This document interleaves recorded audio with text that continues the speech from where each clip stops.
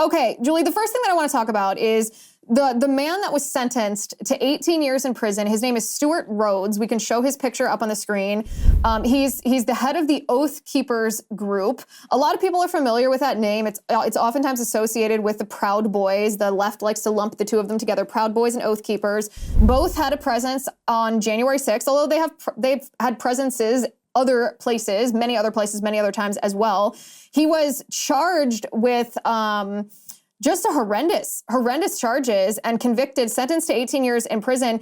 And the first thing that I want to establish here is why they chose him to target in this way, why they elevated his charge with a terrorism charge, why he's going to serve nearly 2 decades in prison.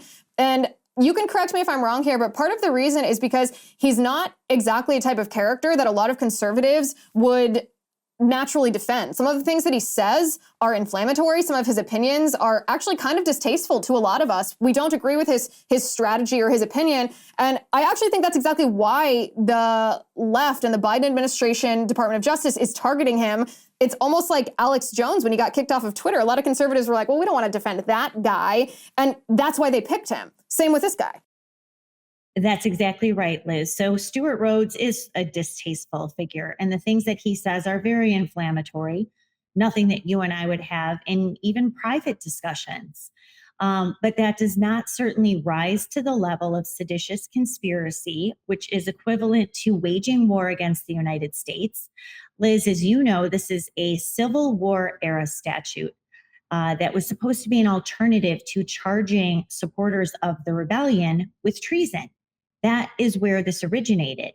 It has been, like so many other laws, bastardized, taken out of context, and weaponized by this Department of Justice, DC U.S. Attorney Matthew Graves, to criminalize political dissent.